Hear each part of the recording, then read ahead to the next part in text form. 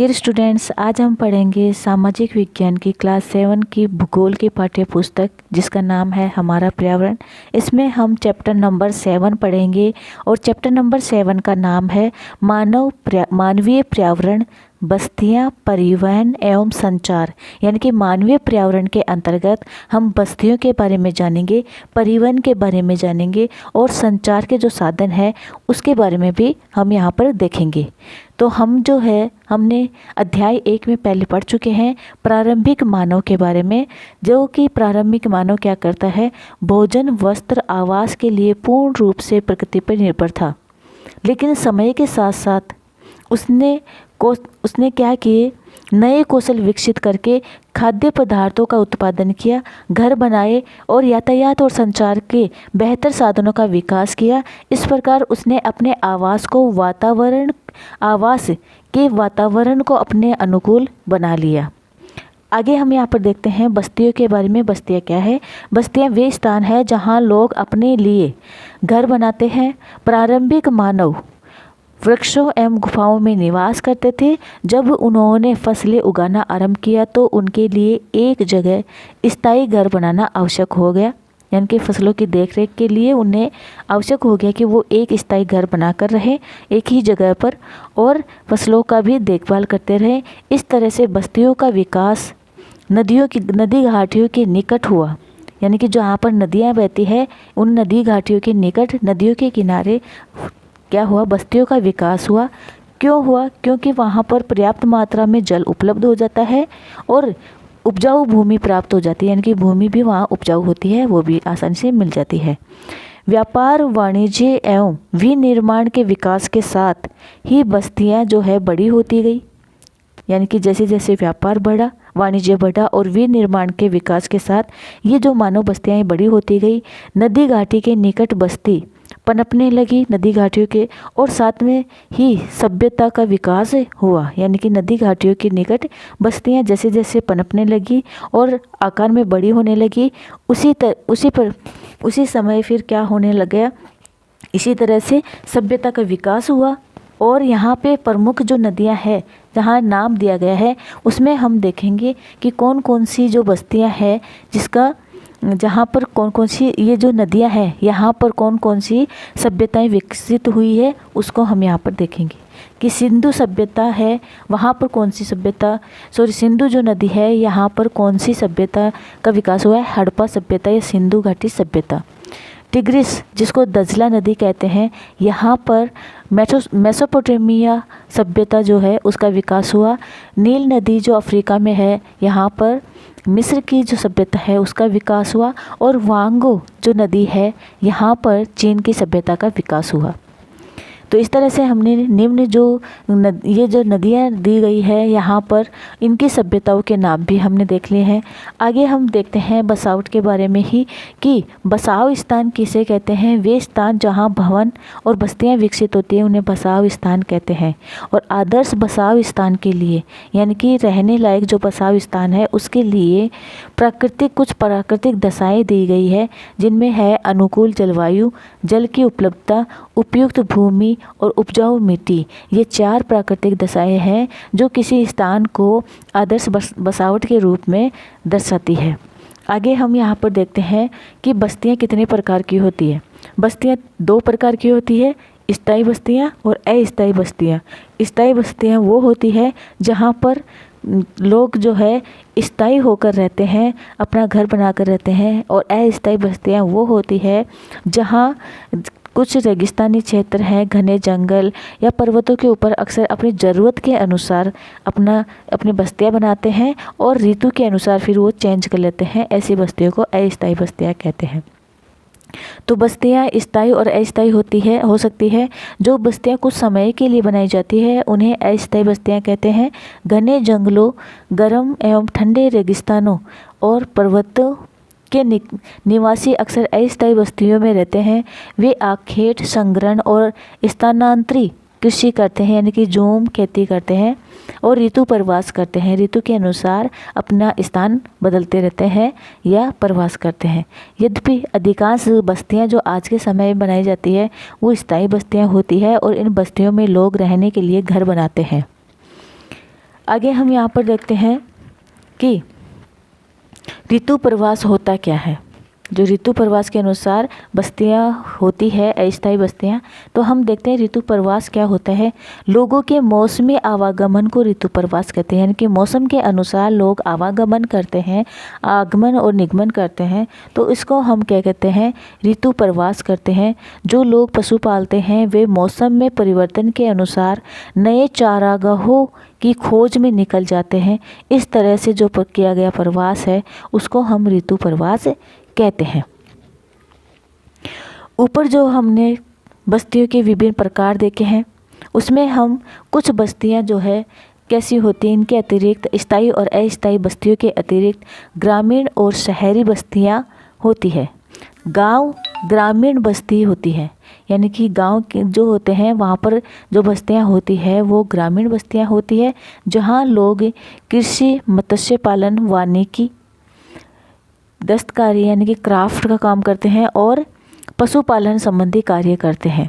इनको क्या कहते हैं, ग्रामीण बस्तियों के अंतर्गत ये कार्य होते हैं। और ग्रामीण बस्ती सघन भी हो सकती है और प्रकीर्ण भी हो सकती है, यानी कि ग्रामीण बस्तियां पास पास में भी हो सकती है और दूर दूर भी हो सकती है। सघन बस्तियों में घर पास पास होते हैं और प्रकीर्ण बस्तियों में लोगों के घर दूर दूर व्यापक क्षेत्र में फैले हुए होते हैं।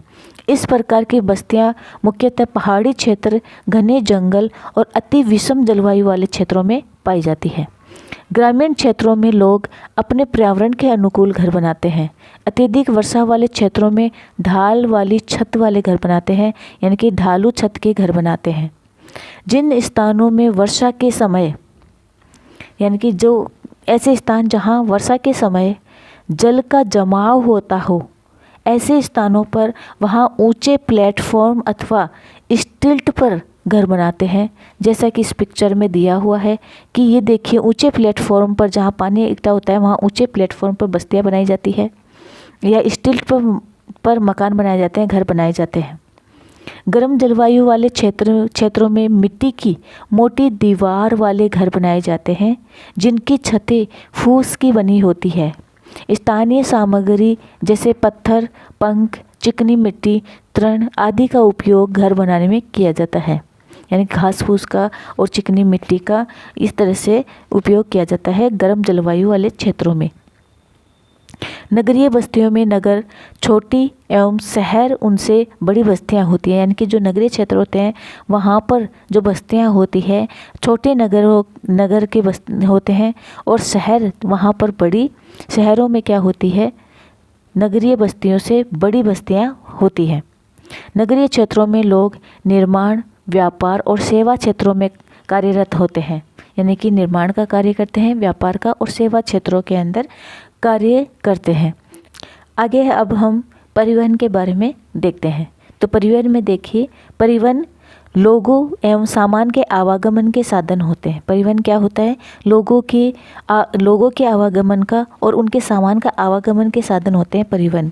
पुराने समय में अधिक दूरी की यात्रा करने में अत्यधिक समय लगता था, यानी कि जो प्राचीन समय था उसमें वस्तुओं को लाने ले जाने में और दूरी पर यात्रा करने में अत्यधिक समय लगता था। उस समय लोग पैदल चलते थे एवं अपने सामान को ढोने के लिए पशुओं का उपयोग करते थे। पहिए की खोज से परिवहन आसान हो गया। समय के साथ परिवहन के विभिन्न साधनों का विकास होता गया, लेकिन आज भी लोग परिवहन के लिए पशुओं का उपयोग करते हैं। आगे देखिए, हमारे देश में सामान्यतः परिवहन के लिए जो पशुओं का यूज किया जाता है उनमें आते हैं गधे, खच्चर, बैल एवं ऊँट का उपयोग किया जाता है। दक्षिण अफ्रीका में एंडीज पर्वत के क्षेत्र में लामा का उपयोग उसी तरह होता है जैसे तिब्बत में याक का उपयोग होता है। कहने का मतलब ये कि दक्षिण अफ्रीका में जो एंडीज पर्वत है वहाँ पर लामा नाम का जो पशु है उसका उपयोग परिवहन के लिए किया जाता है, और तिब्बत में, यानी कि ये जो एंडीज पर्वत के पास में दक्षिण अफ्रीका में एंडीज पर्वत के क्षेत्र में लामा जो पशु है इतना ही इम्पोर्टेंट है जितना तिब्बत में याक इम्पोर्टेंट है, यानी कि याक का उपयोग होता है। प्रारंभ में अन्य देशों के व्यापारियों को भारत पहुंचने में अनेक महीनों लगते थे, लग जाते थे। वे समुद्री मार्ग से या थलीय मार्ग से आते थे। हवाई यात्रा ने परिवहन को द्रुत बनाया है, तेज बनाया है, यानी कि आसान बनाया है। आज भारत में यूरोप की यात्रा करने में केवल 6 से 8 घंटे का समय लगता है हवाई यात्रा की वजह से या फिर वायु परिवहन की वजह से। इस प्रकार परिवहन के आधुनिक साधन समय एवं ऊर्जा की बचत करते हैं। यानी कि परिवहन के जो साधन हैं ये क्या करते हैं, समय और ऊर्जा की बचत करते हैं। आगे देखते हैं यहाँ पर कि जो परिवहन है इसके मुख्यतः कितने भाग हैं, कितने साधन हैं। परिवहन के मुख्यतः 4 साधन हैं, सड़क मार्ग, रेल मार्ग, जल मार्ग एवं वायु मार्ग। ये 4 प्रमुख रूप से 4 साधन हैं परिवहन के। तो आगे देखते हैं हम यहाँ पर सड़क मार्ग के बारे में। सड़क मार्ग में क्या है कि कम दूरी यातायात के सबसे अधिक उपयोग में किए जाने वाले, यानी कि कम दूरी के यातायात के लिए सबसे ज़्यादा जो उपयोग किया जाता है वो है सड़क मार्ग। सड़कें पक्की और कच्ची दोनों हो सकती है। मैदानी क्षेत्रों में सड़कों का घना जाल बिछाव होता है, क्योंकि मैदानी क्षेत्रों के अंदर जो भूमि होती है वो समतल होती है, इसलिए सड़कों का निर्माण करना आसान होता है और कॉस्टली भी नहीं होता, यानी कि कम खर्चीला होता है। मरुस्थलों एवं वनों और ऊंचे पर्वतों में जैसे स्थानों पर सड़कें बनी हुई होती है, यानी कि मरुस्थलों के अंदर भी, वनों के अंदर और ऊंचे स्थानों में सड़कें बनाना आसान होता है। यहाँ पर सड़कें बनी हुई होती है। हिमालय पर्वत पर मनाली लेह राजमार्ग, यानी कि हिमालय पर्वत पर जो मनाली लेह राजमार्ग है विश्व के सबसे ऊंचे सड़क मार्गों में से एक है। यानी कि विश्व के जो सबसे ऊंचे सड़क मार्ग है उनमें नाम आता है मनाली लेह राजमार्ग का। भूमिगत सड़कों को भूमिगत मार्ग यानी कि सब वे कहा जाता है। यानी कि जो भूमिगत सड़कें होती है, भूमि के अंदर जो सड़कें बनाई जाती है उनको भूमिगत मार्ग या सब वे कहा जाता है। फ्लाईओवर उत्थित संरचनाओं के ऊपर बनाए जाते हैं, यानी कि जो फ्लाईओवर बनाए जाते हैं वो ऊपर उठी हुई जो संरचनाएं हैं उसके ऊपर बनाए जाते हैं, उत्थित संरचनाओं के ऊपर बनाए जाते हैं। यहाँ एक छोटा सा पॉइंट यहाँ देख लेते हैं कि भारत में अनेक राष्ट्रीय एवं राज्य राजमार्ग है। भारत में एक्सप्रेस वे का निर्माण नवीनतम है, यानी कि एक्सप्रेस वे जो है वो नवीनतम मार्ग है। और स्वर्ण चतुर्भुजीय महामार्ग में दिल्ली यानी कि दिल्ली आता है, मुंबई, चेन्नई और कोलकाता को जोड़ा जाता है। आगे हम देखते हैं यहाँ पर रेल मार्ग में देखिए कि रेल मार्ग के द्वारा तीव्रता से एवं कम खर्च में लोगों का आवागमन और भारी सामान को ढोने का कार्य होता है। वाष्प के इंजन की खोज एवं औद्योगिक क्रांति ने रेल परिवहन के तीव्र विकास में सहायता प्रदान की है। यानी कि रेल मार्ग वो साधन है जिससे किसी भी सामान को तीव्रता से पहुंचाया जा सके और कम खर्च में पहुंचाया जा सके, कम खर्च में लोगों का आवागमन भी हो सके और भारी सामान को ढोने का कार्य भी रेल मार्ग से कराना आसान होता है। और वाष्प के इंजन की खोज और औद्योगिक क्रांति ने रेल परिवहन के तीव्र विकास में सहायता प्रदान की है। डीजल एवं विद्युत इंजनों ने व्यापक रूप से वाष्प के इंजनों का स्थान ले लिया है। यानी कि डीजल और विद्युत के जो इंजन है उन्होंने क्या कर लिया है, व्यापक रूप से वाष्प से बनने वाले जो इंजन है उनकी जगह ले ली है। और सुपर फास्ट रेलगाड़ियों से परिवहन की गति और तीव्र हो गई है। रेलगाड़ियों में परिवहन की गति और तीव्र हो गई है और मैदानी भागों में रेल मार्ग का जाल व्यापक रूप से फैला है। यानी कि जो मैदानी भाग है वहाँ पर रेल मार्गों का जाल व्यापक रूप से फैला है। उन्नत प्रौद्योगिकी कौशल से दुर्गम पहाड़ी क्षेत्रों में भी रेल मार्ग बनाना संभव हो गया है। अब जो है टेक्नोलॉजी में जैसे जैसे डेवलपमेंट हुआ है और कौशल की वजह से जो दुर्गम पहाड़ी क्षेत्र हैं जहां पहुंचा ना जा सके ऐसे पहाड़ी क्षेत्रों में भी रेल मार्ग बनाना संभव हो गया है प्रौद्योगिकी कौशल की वजह से, लेकिन इनकी संख्या काफ़ी कम है। भारतीय रेल मार्गों का जाल भली भांति विकसित है। यह एशिया में सबसे बड़ा है। यानी कि जो भारतीय रेल मार्ग है इसका जाल पूरे एशिया में सर्वाधिक बड़ा है, सबसे बड़ा है। अब यहाँ पर कुछ पॉइंट देखते हैं यहाँ पर कि जाइनिंग से ल्हासा के बीच में चलने वाली रेलगाड़ी समुद्र तल से 4000 मीटर की ऊंचाई पर चलती है, जिसका सबसे ऊंचा बिंदु समुद्र तल से 5072 मीटर है। याद रखने वाला पॉइंट क्या है कि जाइनिंग से ल्हासा के बीच में चलने वाली जो रेलगाड़ी समुद्र तल से 4000 मीटर की ऊंचाई पर चलती है और जिसका सबसे ऊंचा जो बिंदु है वो समुद्र तल से 5072 मीटर तक है ऊंचाई है। इसी के साथ हम यहाँ पर देखते हैं कि ये देखिए पिक्चर, इसके हम अंदर क्या देखते हैं कि ये सर्वाधिक सबसे लंबा रेल मार्ग कहाँ पाया जाता है, पूरे विश्व में सबसे लंबा जो रेल मार्ग है जो सेंट पीटर्सबर्ग से लेकर और कहाँ तक है, ये व्लादिवोस्तोक जाता है। सेंट पीटर्सबर्ग लेनिनग्राद से लेकर और इतनी लंबी दूरी तय करके व्लादिवोस्तोक ये रेल मार्ग फैला हुआ है, जिसका नाम है ट्रांस साइबेरियन रेल मार्ग। ट्रांस साइबेरियन रेल मार्ग विश्व में सबसे लंबा रेल मार्ग है जो पश्चिमी रूस से पीटर्सबर्ग से प्रशांत महासागरीय तट पर स्थित व्लादिवोस्तोक जाता है। पश्चिमी रूस की तरफ से सेंट पीटर्सबर्ग नाम की जगह से लेकर प्रशांत महासागरीय जो तट है वहाँ स्थित व्लादिवोस्तोक है, वहाँ तक फैला हुआ है। ट्रांस साइबेरियन रेल मार्ग विश्व का सबसे लंबा रेल मार्ग है, जिसकी पिक्चर यहाँ दी गई है। ये देखिए यहाँ पे सेंट पीटर्सबर्ग लेनिनग्राद से होकर और ये पश्चिमी ये रूस है, यहाँ से लेकर व्लादिवोस्तोक जहाँ प्रशांत महासागर फैला हुआ है वहाँ तक उसकी सीमा तक व्लादिवोस्तोक तक ये रेल मार्ग फैला हुआ है, जिसका नाम है ट्रांस साइबेरियन रेल मार्ग। अब हम पढ़ते हैं जल के बारे में। जल मार्ग में कि आप पहले ही पढ़ चुके हैं कि प्रारंभिक समय में परिवहन के लिए जल मार्ग का उपयोग किया जाता था। अधिक दूरी में भारी और बड़े आकार वाले सामानों को ढोने के लिए जल मार्ग सबसे सस्ता साधन है। सबसे सस्ता मार्ग जो पड़ता है वो है जल मार्ग। ये मुख्यतः दो प्रकार के होते हैं, एक होता है अंतर्देशीय जलमार्ग और दूसरा है समुद्री मार्ग। यानी कि अंतर्देशीय जलमार्ग यानी कि महाद्वीपों या देशों के अंदर जो नदियाँ और झीलें पाई जाती है वहाँ किया गया जो मार्ग, वहाँ से यातायात करना यानी कि वहाँ से परिवहन करना, ये क्या कहलाता है अंतर्देशीय जलमार्ग। और समुद्र के रास्ते से आवागमन करना समुद्री मार्ग कहलाता है।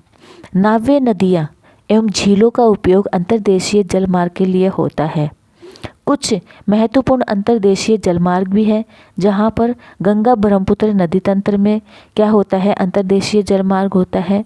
और उत्तरी अमेरिका में ग्रेट लेक, अफ्रीका में नील नदी, ये ऐसी प्रमुख नदियां हैं जहां पर अंतर्देशीय जल मार्ग होता है। समुद्री एवं महासागरीय मार्गों का उपयोग सामान्यतः व्यापारिक माल एवं सामान को एक देश से दूसरे देश में पहुंचाने के लिए करते हैं।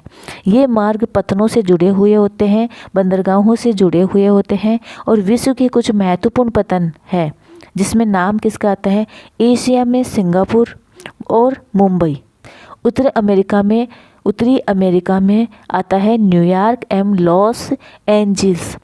दक्षिण अमेरिका में रियो डी जेनेरियो, अफ्रीका में डरबन एवं केप टाउन, ऑस्ट्रेलिया में सिडनी, यूरोप में लंदन। ये कुछ महत्वपूर्ण पत्तन है विश्व के, जहाँ से समुद्री मार्ग है, यानी समुद्र के रास्ते एक देश से दूसरे देश के अंदर सामान पहुँचाया जाता है और व्यापार किया जाता है। आगे हम देखते हैं किसके बारे में, वायु मार्ग के बारे में। आगे हम जो चौथे नंबर का मार्ग है वायु मार्ग, परिवहन का जो चौथा नंबर का साधन है वायु मार्ग, उसके बारे में हम देखते हैं।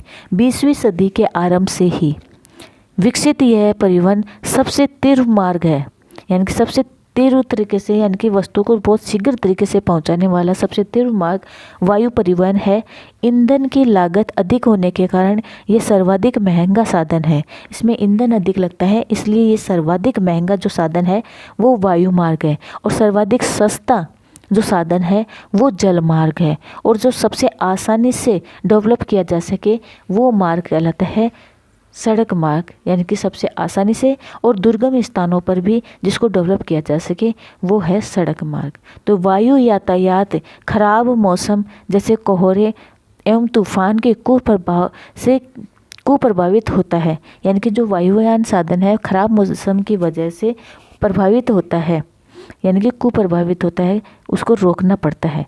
यह यातायात का अकेला साधन है जो सर्वाधिक दुर्गम ध्रुव स्थानों तक पहुंच सकता है, यानी कि यातायात का ये अकेला साधन है वायुमार्ग जो दुर्गम स्थानों पर और दुरूह स्थानों पर आसानी से पहुंच सकता है। ऐसे स्थान जहां पे कोई जा न सके और कभी उस पे पहुंचा न जा सके, ऐसे स्थानों पर वायु मार्ग जो है यातायात का ऐसा साधन है अकेला जो इस दूसरे ऐसे स्थानों पे दुर्गम स्थानों पे पहुंचने में मदद करता है। विशेष रूप से जहां सड़क रेल मार्ग नहीं है, यानी कि ऐसी जगह जहाँ पे सड़क और रेल मार्ग का विकास नहीं हुआ है वहाँ वायु मार्ग की सहायता से आसानी से पहुँचा जा सकता है। हेलीकॉप्टर अगम्य स्थानों एवं संकटकालीन स्थितियों में लोगों को बचाने एवं भोजन, जल, कपड़े एवं दवाइयों को बांटने के लिए एक बहुत ही उपयोगी साधन है।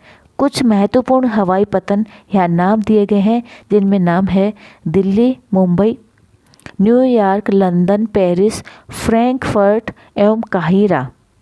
आगे हम देखते हैं संचार। संचार देखिए यहाँ पर कि जो संचार के साधन है उसमें भी हम यहाँ पर देखते हैं कि संचार के अंदर क्या होता है, दूसरों के पास तक सूचनाएं पहुंचाने की जो प्रक्रिया होती है, यानी कि किसी दूसरे के पास तक अपनी बात को पहुंचाना, अपनी सूचना को पहुंचाने की जो प्रक्रिया होती है उसे संचार कहते हैं। तकनीकी विकास के साथ मानव ने संचार के नए तीव्र साधनों को विकास कर लिया है। संचार के क्षेत्र में विकास से विश्व में सूचना क्रांति आई है, यानी कि संचार के क्षेत्र में जितना विकास हुआ है वैसे ही क्या हुआ है, विश्व में सूचना क्रांति आई है। सूचना प्रदान करने के लिए, शिक्षा एवं मनोरंजन के लिए संचार के विभिन्न साधनों का उपयोग होता है। समाचार पत्रों, रेडियो, टेलीविज़न के द्वारा हम बड़ी संख्या में लोगों के साथ संचार कर सकते हैं, इसलिए इनको हम जनसंपर्क माध्यम भी कहते हैं। यानी कि ये जो समाचार है, रेडियो, टेलीविज़न, इनके द्वारा हम बड़ी संख्या में लोगों के साथ अपनी सूचनाएं पहुंचा सकते हैं या संचार कर सकते हैं, इसलिए इनको जनसंपर्क माध्यम भी कहा गया है। सैटेलाइट में संचार में तीव्रता आई है, यानी कि सैटेलाइट का विकास करने पर संचार में तीव्रता आई है। तेल की खोज, वनों का सर्वेक्षण, भूमिगत जल, खनिज संपदा, मौसम पूर्वानुमान एवं आपदा पूर्व चेतावनी आदि में सैटेलाइट सहायक है। अब हम इंटरनेट के माध्यम से इलेक्ट्रॉनिक मेल या ईमेल भेज सकते हैं। आज सेल्यूलर फ़ोन के द्वारा बेतार टेलीफोनिक संचार अत्यधिक लोकप्रिय हो चुका है। इंटरनेट के माध्यम से विश्व में केवल सूचना एवं परस्पर समीपता ही नहीं मिलती है, यानी कि इंटरनेट के माध्यम से पूरे विश्व भर में सूचना और परस्पर समीपता तो मिलती ही है, साथ में ही इनसे हमारे जीवन अधिक सुखमय भी बन गया है।